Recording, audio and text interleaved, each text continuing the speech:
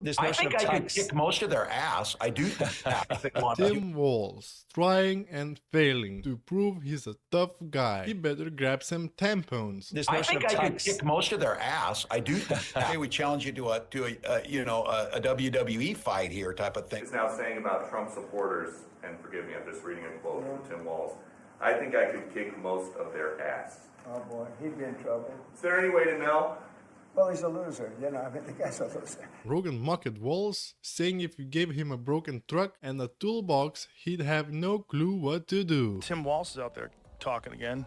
You say he could fight any Trump supporter? Yeah, he Is that- says he'd kick their ass, and they're scared of him because he could fix a truck. Like they're threatened by his masculinity. I know how to fix a truck. That's what he said. I'm like, do you? I bet you don't. The lady doth protest too much. I bet you don't. I fear. I bet if I bring a broken truck to you and a bag of tools, you're fucked. If that Tim Walz cocksucker, if that guy got into power, like if Kamala died and Tim Walz, Tampon Tim, was our president, you know how crazy this country would be? That weirdo who puts tampons in the boys' room. And what about our Joy? Like he's a complete pathological liar.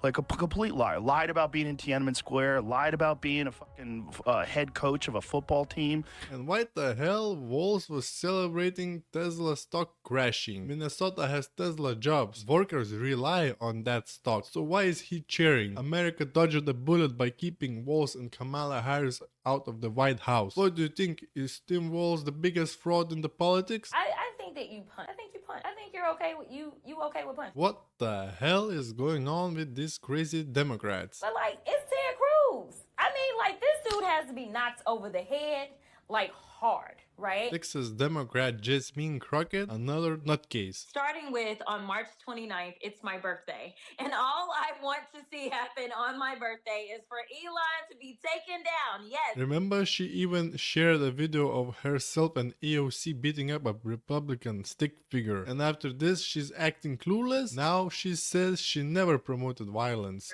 I just want to say that I have never promoted violence. But when called out, she blames January 6th instead. Now you have this Congresswoman Crockett who is calling for attacks on Elon Musk on her birthday. Let's take him out on my birthday, she says.